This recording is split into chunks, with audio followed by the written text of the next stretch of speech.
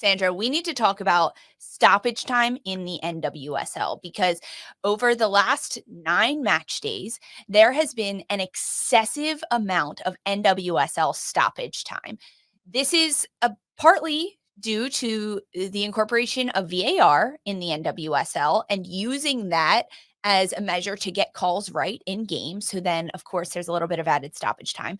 But throughout this year, we are seeing an average of 15 minutes being added on to every single match. What the heck is happening? That's an average. It's Average. an average of 15 minutes.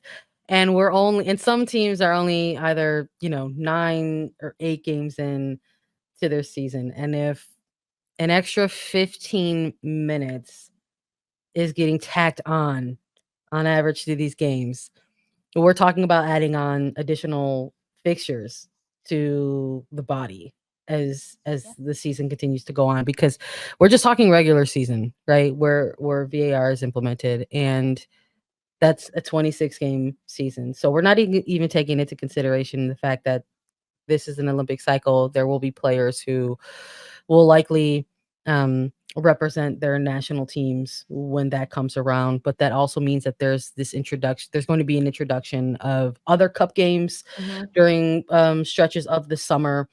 We've got the Summer Cup that's coming up for NWSL and Liga MX Femenil, and they're going to be going head to head. People are really excited about that. The Women's Cup has reintroduced some of their iterations that are going to, where NWSL teams will participate in that as well. So there's a good chunk of games that's going to happen just in even this specific window of time that I'm referring to this summer. So my worry, Lisa, is that if we've already got a 15-minute average and we're looking ahead to a summer where there's going to be even more fixtures into the calendar, how can we figure out some ways to whittle that number down? Because even when we take out the average and maybe we just go through some of the individual games where the total number of stoppage time minutes really pop out at us, and we have to absolutely shout out Adriana Tinelli for doing this for us and getting us the research, because some of these numbers, even just individually, really just raise my eyebrows and we're talking from week 1 all the way through now. What stands out to you? Tell me. The fact that some of these games have 24 minutes of extra time slotted on them. It's so wild to me that these games have just an extra quarter of a game tacked onto these players and their legs. And look, folks are going to have feelings about the officiating aspect of it, but those are extra minutes on those officials' legs as well. Yeah, exactly. You have to take into account the officials. So when Adriana gave us this research document that basically said every single match, whether it was the first half or second half, how much time has been added on, the average of that, right, is 15. And all of these teams have had a 3-match week. That is an extra 45 minutes. That is an extra half of football that they are playing. And that's just on average. So over 6 games, they're playing an extra game, if that makes sense. And I've talked to a number of NWSL coaches about this and what it means. And it changes how they train in terms of maybe they're going lighter because they played an extra 25 minutes in stoppage time. So it's not just 90 minutes, but then you throw in an extra 45 minutes of stoppage time. So maybe training's a little lighter, but also maybe training's a little harder because they have to be fitter to not only play 90-minute matches, but to play 120-minute matches, because that's essentially what we're getting at. It's crazy. I just can't, when I'm sitting there at the end of a half or the end of a game and I'm watching and all of a sudden I'm like, okay, I like to guess, because hello, who doesn't like to guess? I'm like 5-6 minutes. That's how much it should be. And it is always 11, 12, 13. It's ridiculous. Double digits. And it's just wild to see, like I said, even having gone through some of the weeks specifically, there's 1 to 2 games per week where it crosses that 20-minute threshold. So week 1, we had 2 games where teams played over 20 minutes. Week 2, we had a game where there was 3 games that were close to at least 20 minutes. We're talking 18 minutes of stoppage time. Week 3, week 4, and all the way even through to recently in week 9, Chicago and Utah had 21 minutes of extra play.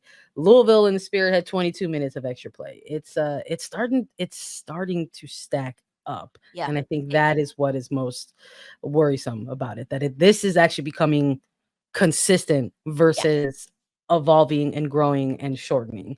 Exactly. So one of the things that also stood out to me is the amount of goals that are happening during this time. In the first half, 4. In the full stoppage time, 18. So a total of 22 goals have happened in this stoppage time. Then I started thinking, okay, how many of them have affected the outcome of matches, right? So if Portland's scoring in stoppage time this past week and they're already up 3-0, a fourth goal doesn't matter, right? Like that's not going to change the game. 3 different times games have been decided by a stoppage time goal that have resulted in a tie. So now a team that was supposed to win all 3 points now has to split points or vice versa. 5 different times it has resulted in a win for these teams, which is that's a lot. That is 8 different matches affected by points. William Galt, who's joining us live on YouTube right now, he put out there that VAR is supposed to be clear and obvious. What's taking so long? I have the pleasure of being able to sit in on pro meetings and seminars that they do with the broadcasters to teach the broadcasters about what is happening during VAR calls, why things are called, why things aren't called. That way, the commentators on the matches can educate the listeners, because that is the referees don't have any communication between the fans at home except through the broadcasters. So shout out to Pro for doing this for the broadcasters. It is so helpful.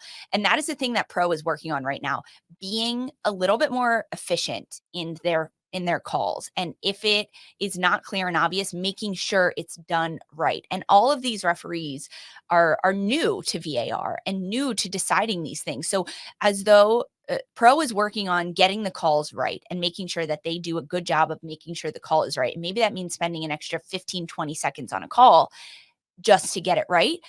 But now that they've done this and we're seeing VAR in the NWSL for a second year, they are now working on getting it done quicker and more efficiently. So it is a conversation that is happening in Pro, and we are all aware of it. So I just want to put that out there. I think that's important info. I'm glad that you have that to share, because it's become a little bit of a hot topic, and not in a bad way, just in that it's generating a lot of buzz, and conversation around the league this year, and shout out to everyone joining us who are absolutely putting in their 2 cents as well, and that's the kind of reach that it has, like that.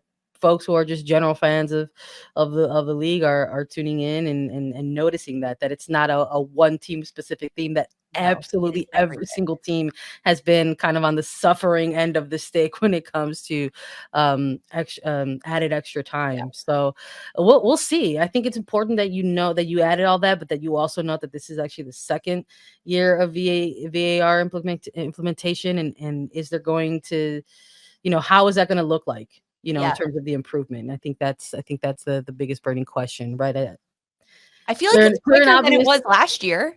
Clear and obvious, maybe that's part of it. How's the communication going between the team? Do the referees have the adequate resources that they need to make these decisions as streamless as possible? I'm sure those are all questions that I have and that I would like to know. Is there something that's missing for them as well to support them, right? That the third team on the pitch, to make sure that they're doing their jobs efficiently as well. So I don't know.